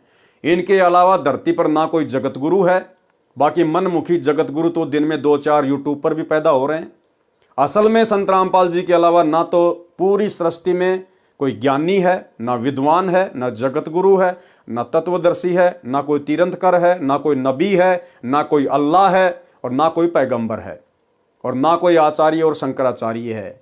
अगर ये सभी प्रकार के गुण किसी में हैं तो सतगुरु रामपाल जी में हैं। इसलिए अविलंब मनुष्य के चोले में आए हुए इस पूर्ण ब्रह्म परमात्मा को पहचान कर इनके YouTube पर सत्संग सुनकर, क्योंकि ज्ञान से ही ज्ञान होगा, घर बैठे कुछ पता नहीं चलेगा। आप अपने बच्चे को भी स्कूल भेजते हो ना, किस लिए? ज्ञान करवाने के लिए। तो ज्ञान से ही ज्ञान होगा, सत्संग सुनने से जानकारी होगी। विलंब अपने परमेश्वर को पहचानिए। यह जैन धर्म का ज्ञान आपको परमेश्वर कबीर जी के बताए अनुसार लेखक ने बताया है। कबीर सागर के अध्याय जैन धर्म बोध का सारांश संपूर्ण हुआ। सत साहेब। अध्याय सबसम वेद बोध का सारांश। कबीर सागर में 32वां अध्याय सबसम वेद बोध पृष्ठ 77 पर है। जैसा कि पूर्व में लिख आया हूं कि कबीर सागर ग्रंथ को काल द्वारा चलाए 12 कबीर पंथों के कुछ अनुयायियों ने अपनी बुद्धि अनुसार कबीर ज्ञान से कुछ वाणी काटी है, कुछ मिलाई है, कुछ प्रकरण काट छांट करके लिखे हैं। यही दशा सबसम वेद बोध में की है। इस अध्याय वाला ज्ञान पहले अनुराग सागर में ज्ञान प्रकाश, ज्ञान बोध, मुक्ति बोध में वर्णित है। कुछ ज्ञान जो परमेश्वर कबीर जी की लीला वाला है वह कबीर चरित्र बोध में है, उसको वहां लिखेंगे। कुछ ज्ञान जो कलयुग में सर्वसृष्टि उपदेश लेकर भक्ति करेगी, सतयुग जैसा वातावरण होगा, इसका विवरण पहले भी अध्याय अनुराग सागर तथा कबीर वाणी में आंशिक लिखा है। यहां पर शब्दार्थ करके लिखूंगा। सबसम वेद बोध पृष्ठ 77 से 86 तक शरीरों की संख्या बताई है, तत्वों तथा उनकी प्रकृति का ज्ञान है। शरीर 5 बताए हैं, यानी 5 प्रकार के शरीर होते हैं।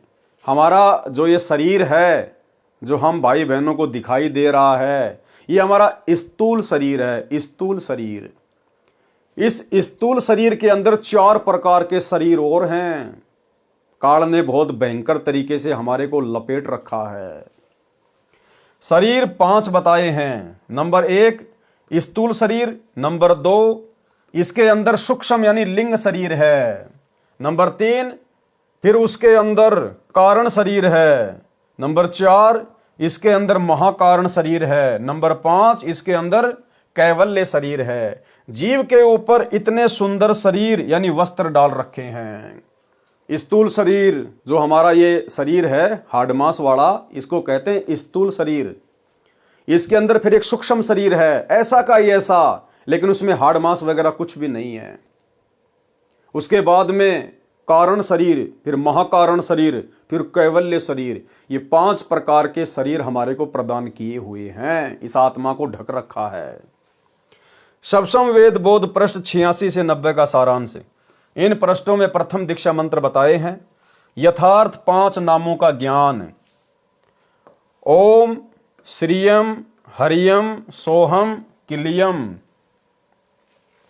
ये 5 नाम गायत्री मंत्र के हैं जो प्रथम दीक्षा रूप में परमेश्वर कबीर जी प्रदान करते थे। शब्दों पे ध्यान देना, ये हैं वो 5 मंत्र जिनको कबीर परमात्मा लोगों को दिया करते थे, भक्तों को प्रदान किया करते थे। यानी वर्तमान में हमें गुरुदेव भगवान जो 7 मंत्र देते हैं गायत्री मंत्र में, आज से पहले गुरुदेव भगवान के अलावा किसी भी कबीर पंथ में या आज से पहले कबीर परमेश्वर जी ने किसी को भी 7 मंत्र नहीं दिए, केवल 5 मंत्र ही दिया करते थे जो प्रथम दीक्षा रूप में परमेश्वर कबीर जी प्रदान करते थे। जो चूड़ामणि जी को यही मंत्र परमेश्वर कबीर जी ने दिए थे। धर्मदास जी के पुत्र चूड़ामणि जी को, जिस चूड़ामणि जी को कबीर परमात्मा सतगुरु रामपाल जी ने उत्तराधिकारी बनाया था आगे नाम दीक्षा देने के लिए, उनको केवल 5 ही मंत्र दिए थे। धर्मदास को अधिकारी नहीं बनाया था, धर्मदास को आगे नाम दीक्षा देने का आदेश नहीं दिया परमात्मा ने। तो भाइयों और बहनों विचार करो, जो परमात्मा का अधिकारी था, उत्तराधिकारी था, जिसको परमात्मा आगे दीक्षा देने का आदेश दे रहे हैं, उस आत्मा को केवल 5 मंत्र ही दिए और आगे भी 5 मंत्र ही देने का आदेश दिया, सतनाम भी नहीं दिया। फिर भला धर्मदास को जो अधिकारी भी नहीं था, भला फिर उसको परमात्मा 7 मंत्र कैसे देते? धर्मदास को भला सार शब्द परमात्मा ने कैसे दिया होगा, जब चूड़ामणि को केवल 5 मंत्र की ही दीक्षा दी, ना सतनाम दिया, ना कोई सार नाम दिया, ना सार शब्द दिया। इसलिए भाइयों और बहनों, आज से पहले परमात्मा ने केवल एक उदाहरण के रूप में धर्मदास जी को पेश करके कि भाई ऐसे ऐसे 3 चरणों में दीक्षा दी जाती है। प्रथम बार में 7 मंत्र दिए जाते हैं, फिर सतनाम, फिर सारनाम, फिर सार शब्द। हम पिछली पीढ़ी वालों को विश्वास दिलाने के लिए कि कंप्लीट भक्ति का कोर्स ये है, विधि ये है, ऐसे इन 3 चरणों में दीक्षा दी जाती है। केवल हमारे विश्वास को दृढ़ करने के लिए परमात्मा ने धर्मदास जी को निमित्त बनाकर ये बातें कही थी। बाकी धर्मदास जी को परमात्मा ने सार नाम दिया नहीं, प्रथम मंत्र भी कंप्लीट नहीं दिया था धर्मदास जी को, क्योंकि जो उत्तराधिकारी था, जिसको परमात्मा ने उत्तराधिकारी बनाया, चूड़ामणि जी को, जब उनको ही खाली 5 मंत्र दिए थे, तो भला धर्मदास जी जो उत्तराधिकारी नहीं थे उनको कैसे पूरा कोर्स देंगे। जो चूड़ामणि जी को यही मंत्र परमेश्वर कबीर जी ने दिए थे तथा आगे इन्हीं को दीक्षा रूप में देने का आदेश दिया था। ये मंत्र शरीर में बने कमलों में विराजमान 5 देवी देवताओं के हैं। नंबर 1, मूल कमल में गणेश देव है, इनका किलियम जाप है। नंबर 2, अधिष्ठान यानी संत भाषा में स्वाद कमल में सावित्री ब्रह्मा जी है, इनका ओम नाम जाप है। नंबर 3, नाभि कमल में लक्ष्मी विष्णु जी हैं, इनका हरियम जाप है। नंबर 4, हृदय कमल में पार्वती शिव जी हैं, इनका सोहम जाप है। नंबर 5, कंठ कमल में देवी दुर्गा जी हैं, इनका श्रीयम जाप है। किसी भगत भाई बहनों को ये मंत्र सुनकर गलतफहमी ना हो जाए कि भाई मंत्र तो लिखे हुए हैं, क्यों ना हम इन मंत्रों को जाप करने लग जाएं। चाहे कोई संकल्प वाला भाई बहन हो या जो व्यक्ति अभी केवल संत रामपाल जी के सत्संग ही सुन रहा है, लेकिन मर्यादा ना निभाने की वजह से फिलहाल दीक्षा नहीं ले पा रहा, तो उनको लगे कि यार ये मंत्र तो लिखे हुए हैं, क्यों ना हम इन मंत्रों का जाप कर दें। चाहे सुबह से लेकर शाम तक पूरी जिंदगी जाप करते रहना। जब तक अधिकारी से आदेश लेकर, अधिकारी की आज्ञा लेकर और अधिकारी से ही ये मंत्र नहीं लोगे, तब तक ये मंत्र काम नहीं करते, उल्टा नुकसान करते हैं, उल्टा नुकसान। आप बिना किसी डॉक्टर के परामर्श के, बिना किसी डॉक्टर की सलाह के और केमिस्ट की दुकान में जाकर, मेडिकल की दुकान पर जाकर, जहां पर लाखों करोड़ों दवाइयां हैं, आप उनमें से कोई भी दवाई उठा के खाने लग जाओ कि ये तो दवाई तो है, और कहते हैं कि दवाई से रोग कटेगा। अरे भैया, कौन सा रोग कौन सी दवाई से कटेगा, उसके कोडवर्ड होते हैं, वो केवल वही बताएगा जो अधिकारी है, जो जानकार है। तो मनमुखी कोई भी भाई बहन इन मंत्रों का जाप ना करें। अगर संकल्प दीक्षा ले रखी है तो बाकी जो क्रिया हैं मंत्र जाप के अलावा, 3 समय की आरती करना, सत्संग सुनना, मर्यादा निभाना, केवल उन्हीं तक सीमित रहें। गुरुदेव ने बताया ध्यान से सत्संग सुनना भी मंत्र जाप करने में आता है, उतना ही लाभ मिलेगा जितना मंत्र जाप करने वाले को मिलता है। और यदि मर्यादा में नहीं है और मंत्र जाप कर रहा है, वो चाहे नाम उपदेशी हो चाहे संकल्प वाला हो, किसी प्रकार का कोई लाभ नहीं है। तो भाई अधिकारी केवल वर्तमान में ये कंप्लीट मंत्र देने के इस पृथ्वी पर सतगुरु रामपाल जी हैं, और उनकी आज्ञा लेकर या उनके हिसार जेल से बाहर आने के बाद ही आप इन मंत्रों का सही प्रकार से उच्चारण करके लाभ उठा सकते हो। यदि मनमुखी रूप से जाप करोगे, परमात्मा की कृपा से बहुत दूर हो जाओगे। ये 5 नाम हैं जो प्रथम दीक्षा रूप में परमेश्वर कबीर जी दिया करते थे। ये तो केवल भाई बहनों को विश्वास दिलाने के लिए कि जो मंत्र 650 साल पहले कबीर जी दिया करते थे, वही मंत्र वर्तमान में दिए जा रहे हैं संत रामपाल जी के पंथ में, ताकि लोगों को विश्वास हो, क्योंकि ये मंत्र सारे के सारे कबीर सागर में लिखे हुए हैं। गुरुदेव भगवान ने हमें कई बार सत्संगों में दिखाया है। ये 5 नाम है जो प्रथम दीक्षा रूप में परमेश्वर कबीर जी दिया करते थे। इन्हीं मंत्रों का संकेत श्री नानक देव साहिब जी ने अपनी अमृतवाणी में दिया है। एक पुस्तक जो गुरु अमरदास जी द्वारा तेय ताप की कथा में लिखे हैं, बाद में इनको देवी देवताओं के मंत्र पूजा जानकर त्याग दिया गया। यही समस्या धर्मदास जी की 6ठी पीढ़ी वाले के सामने टकसारी पंथ वाले, काल वाले कबीर पंथ के 5वें ने पैदा करके ये वास्तविक मंत्र छुड़वा दिए थे, जो नकली 5 नाम आदि नाम, अजर नाम, अमर नाम, पाताले सप्त सिंधु नाम आदि आदि, जो अध्याय सुमरण बोध पृष्ठ 22 पर अंकित है, दीक्षा में देने लगे। परमेश्वर कबीर जी ने कहा था कि जिस समय कलयुग का दूसरा चरण भक्ति का चलेगा, तब 7 नाम का प्रथम मंत्र दिया जाया करेगा। क्या कहा था परमात्मा ने 650 साल पहले कि भाई जो कंप्लीट प्रथम मंत्र में जो 7 नाम हैं, वो तो जब कलयुग की बिचली पीढ़ी चल जाएगी, भक्ति युग शुरू हो जाएगा, यानी आज का समय, उस समय ये सातों मंत्र दिया करेंगे। इसका मतलब आज से पहले 7 मंत्र किसी को भी नहीं मिले।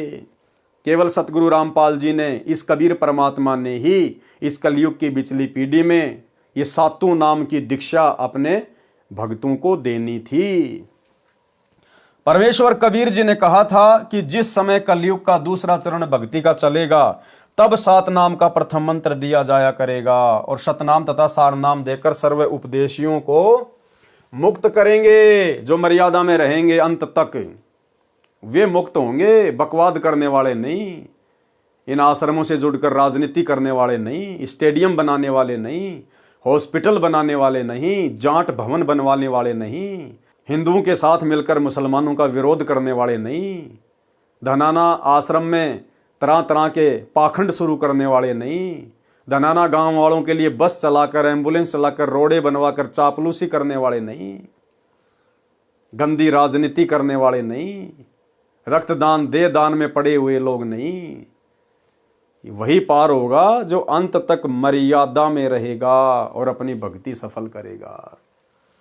जो 13वां कबीर पंथ चलेगा, तब संपूर्ण मंत्र उपदेशी को दिए जाएंगे। अब देखो, संपूर्ण मंत्र यानी प्रथम मंत्र, फिर दूसरा सतनाम, तीसरा सारनाम और चौथी अवस्था में सार शब्द, ये कब दिए जाएंगे? जब 13वां कबीर पंथ चलेगा, तब संपूर्ण मंत्र उपदेशी को दिए जाएंगे। अब तक मूल ज्ञान तथा मूल शब्द यानी सार शब्द छुपा के रखना था। तो बताओ, धर्मदास जी को कब दे दिया, किसने दे दिया? गुरुदेव जो बार बार कहते हैं ना कि धर्मदास को सार शब्द दिया, सार नाम दिया, परमात्मा ने नकली बंदूक पकड़ा रखी थी, क्योंकि परमात्मा ने यह प्रमाणित करना था कि बिचली पीढ़ी वालों को विश्वास हो जाए कि हाँ, किस प्रकार से दीक्षा दी जाती है, क्या क्या वो मंत्र हैं, कितने चरणों में दीक्षा दी जाती है। केवल एक प्रमाण के रूप में परमेश्वर ने धर्मदास जी को नकली बंदूक पकड़ाई थी। जब 13वां कबीर पंथ चलेगा, तब संपूर्ण मंत्र उपदेशी को दिए जाएंगे। तो भाई 13वां कबीर पंथ तो सन 1994 से सतगुरु रामपाल जी ने चलाया है, अब मिल रहा है वो कोर्स। तब संपूर्ण मंत्र उपदेशी को दिए जाएंगे। अब तक मूल ज्ञान तथा मूल शब्द यानी सार शब्द छुपा कर रखना था। प्रमाण कबीर बाणी अध्याय में पृष्ठ 137 पर तथा अध्याय जीव धर्म बोध पृष्ठ 1937 पर कहा है, धर्मदास तो है लाख दुहाई, सार शब्द बाहर नहीं जाई। सार शब्द बाहर जो परी है, बिचली पीढ़ी हंस नहीं तरी है। युगन युगन तुम सेवा कीनी, ता पीछे हम यहाँ पग दीनी। कोटि जन्म भक्ति जब कीन्या, सार शब्द तभी मैं दीन्या। अंकुरी जीव होए जो कोई, सार शब्द का अधिकारी होई। सत्य कबीर प्रमाण बखाना, ऐसे कठिन है पद निर्वाणा।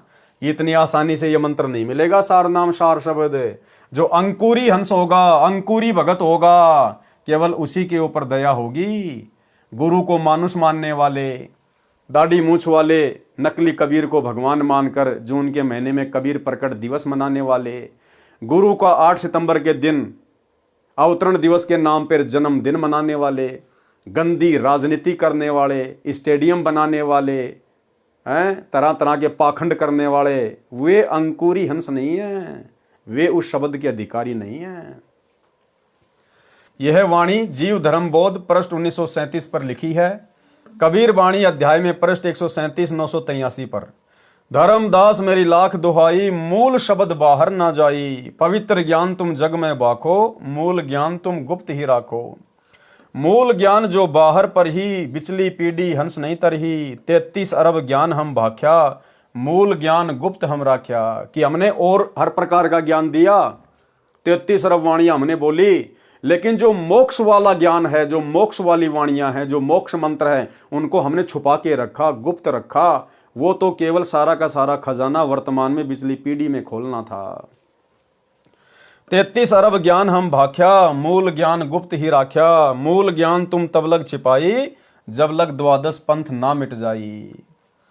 उपरोक्त अमृतवाणी के प्रमाण से स्पष्ट हुआ कि मूल ज्ञान यानी तत्व ज्ञान तथा सार शब्द अब छुपा कर रखना था। इसी पृष्ठ 137 983 कबीर वाणी में यह भी लिखा है, 12वें पंथ प्रगट होए वाणी, शब्द हमारे की निर्णय ठानी। यानी गरीबदास जी के 12वें पंथ में तो केवल परमात्मा की महिमा की वाणियां ही गाई जाएंगी। अस्थिर गरम का मर्म न पावे, ये 12 पंथ हम ही को ध्यावे। कबीर जी की वाणियों को आधार बनाकर 12वां पंथ भक्ति करेगा, लेकिन वास्तविक ज्ञान और वास्तविक मंत्र उन भक्तों को ना मिलने के कारण वो अस्थिर घर यानी सतलोक को प्राप्त नहीं कर पाएंगे। और 12वें पंथ हम ही चलावें। फिर कबीर परमात्मा ने कहा कि आगे चलकर 12वें पंथ में मैं खुद ही आऊंगा। और 17 फरवरी 1988 को सतगुरु रामपाल जी के रूप में कबीर परमात्मा 12वें पंथ में प्रवेश कर गए।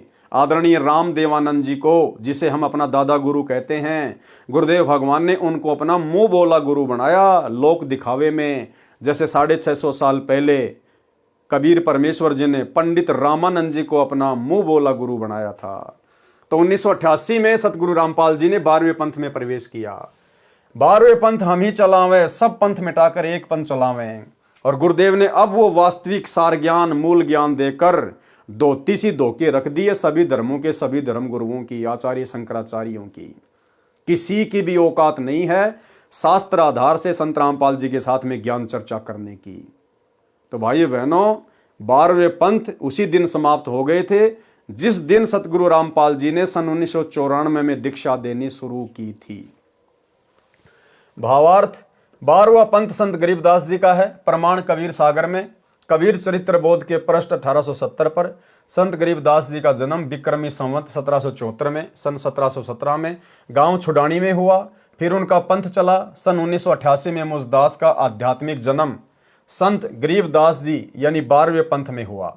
अर्थात स्वामी राम देवानंद जी गरीबदास ये संत से मुझे यानी मुझ रामपाल दास को 17 फरवरी 1988 को दीक्षा प्राप्त हुई। अब तक मूल ज्ञान यानी तत्व ज्ञान तथा सार शब्द मूल शब्द छुपा कर रखना था। अब देखो भाई और बहनों, क्या है ऊपरवाणी कि 12वें पंथ हम ही चलावें। धर्मदास जी के माध्यम से कबीर परमात्मा ने 650 साल पहले लिखाया था कि 12वें पंथ में हम ही चलावें, यानी मैं कबीर खुद ही चल के आऊंगा। अब वो कबीर खुद चल के कब आया 12वें पंथ में? 17 फरवरी 1988 को दीक्षा प्राप्त हुई। अब तक मूल ज्ञान यानी तत्व ज्ञान तथा सार शब्द मूल शब्द छुपाकर रखना था। इससे सिद्ध है कि संत धर्मदास जी के पीढ़ी वालों के पास न तो तत्व ज्ञान था और न ही सार शब्द। ये दशा सभी कबीर पंथियों की है। अब जो नया 13वां पंथ चल रहा है, सभी नाम तथा तत्व ज्ञान सार्वजनिक किया जाएगा, यानी सभी को दिए जाएंगे। 7 नाम दिए जाएंगे, 7 नाम दिए जाएंगे। इसका मतलब आज से पहले 7 नाम किसी को नहीं दिए। 7 नाम तथा 5 नामों का प्रमाण कबीर सागर में ज्ञान स्थिति बोध पृष्ठ 85 तथा पृष्ठ 86 पर है। पृष्ठ 85 पर क्या लिखा है? मूल शब्द गुप्त है सारा। वो मूल शब्द, प्रथम मंत्र भी मूल शब्द है, सतनाम भी मूल शब्द है और सार नाम भी मूल शब्द है। क्योंकि सतनाम का मतलब होता है सच्चा नाम, तो प्रथम मंत्र भी देवी देवताओं का सच्चा नाम है और सतनाम जो 2 अक्षर का है वो तो है ही सतनाम, और जो सार नाम है वो भी सतनाम है, सच्चा नाम है। सतनाम का मतलब सच्चा नाम। तो मूल शब्द गुप्त है सारा, बिरले पावे शब्द हमारा। कोई बिरले भगत होंगे, कोई बिरला ही आत्माएं होंगी जो इस कलयुग की बिचली पीढ़ी में वो कंप्लीट कोर्स भक्ति का अपने सतगुरु से प्राप्त करेंगी। और बिरले कौन होंगे भाई और बहनों? क्योंकि एक ही गलती रही हमारी आज से पहले, हमें अनंत बार ये कबीर परमात्मा मिला, हमें अपनी शरण में लिया, भक्ति दी, लेकिन एक कमी के कारण हम लोग सतलोक नहीं जा पाए। और वो कमी थी, हमने गुरु रूप में आए हुए कबीर परमात्मा को कभी भी भगवान नहीं माना, कबीर नहीं माना। उनको केवल अपना गुरु माना और ब्रह्मा विष्णु महेश की भक्ति में लगे रहे। 650 साल पहले भी हमने यही गलती की, गुरु मान लिया कबीर जी को और भगवान गोविंद मानते थे ब्रह्मा विष्णु महेश को। इस कलयुग की बिचली पीढ़ी में ये गलती करने वाला कभी मोक्ष प्राप्त नहीं करेगा। और ये गलती वर्तमान में सतगुरु रामपाल जी की 90% संगत कर रही है, उनके तत्व ज्ञान को गहराई से ना समझकर, साध संगति से ना जुड़ने के कारण, साध संगत वाले भाई बहनों से राग द्वेष ईर्ष्या रखने के कारण। क्योंकि वर्तमान में वो संगत अपने गुरु को पहचान नहीं पा रही कि ये कबीर परमात्मा खुद धरती पे प्रकट है। जैसे 650 साल पहले धर्मदास जी नहीं समझ पा रहा था, 64 लाख नहीं समझ पाए, सब फेल हो गए। वर्तमान में गुरु को कबीर जी के रूप में संगत नहीं मान रही है, नहीं पहचान पा रही है। और भगवान किसको मानती है? दाढ़ी मूंछ वाली मुर्दा फोटो को। जो कबीर जी की समझे जाने वाली फोटो है, दाढ़ी मूंछ वाली, उस कागज के टुकड़े को कबीर मान रही है संगत। इन आश्रमों में जून के महीने में उसको कबीर प्रकट दिवस मनाया जाता है। उस कागज के टुकड़े का, नकली कबीर का तो कबीर प्रकट दिवस, और अपने गुरु का जो कि असली कबीर है 8 सितंबर के दिन उसका जन्मदिन मनाया जाता है अवतरण दिवस के नाम पे। तो कैसे मोक्ष प्राप्त करोगे? वही गलती करते आ रहे हो और वही गलती तुम आज भी कर रहे हो। इस गलती से छुटकारा यदि वर्तमान में किसी को मिला है पूरी पृथ्वी पर, पूरी सृष्टि में, केवल सत्सेवक भाई बहनों को, साध संगति से जुड़ी हुई आत्माओं को।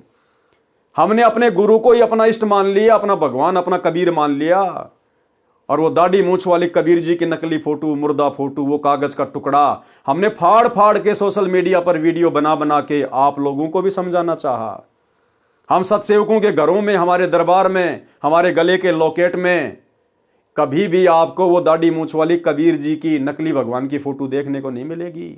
केवल एक असली परमात्मा सतगुरु रामपाल जी की ही फोटो मिलेगी। तो ये गलती वर्तमान में केवल सत्सेवक करने से बच गए गुरुदेव के आशीर्वाद से। बाकी सतलोक आश्रमों से जुड़ी हुई 90% संगत वही महागलती कर रही है, जिस महागलती के कारण युगों युगों से हम लोग नरक भोग रहे हैं। भगवान मिलने के बाद भी हम उसको प्राप्त नहीं कर पा रहे।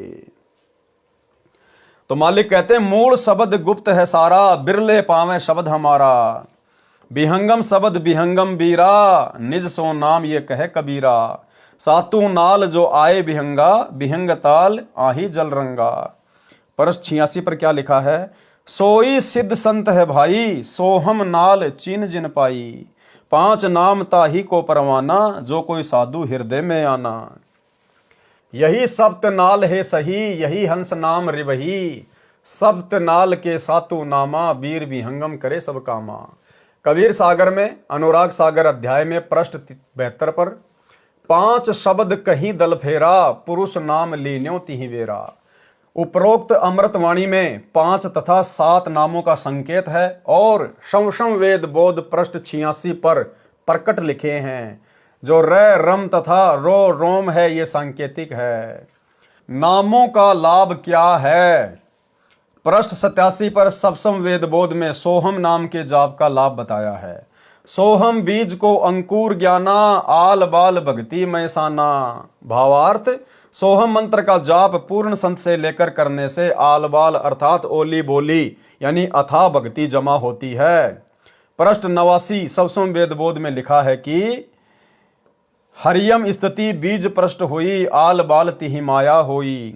भावार्थ, हरियम नाम के जाप से आल बाल यानी अथाह धन माया हो जाता है। आप जी को बताया है कि परमेश्वर कबीर जी ने स्पष्ट कर रखा है कि मूल ज्ञान पहले नहीं बताया, उसमें अधूरा ज्ञान बताया है। यानी पहले किसी को मूल ज्ञान नहीं दिया, केवल अधूरा ही ज्ञान, अधूरा ही नाम दिया जाता था। उसमें अधूरा ज्ञान बताया है। सार नाम तथा मूल ज्ञान अब स्पष्ट किया जा रहा है। पृष्ठ 91 पर सप्तम वेद बोध पर अस्पष्ट सत्य नाम भी लिखा है।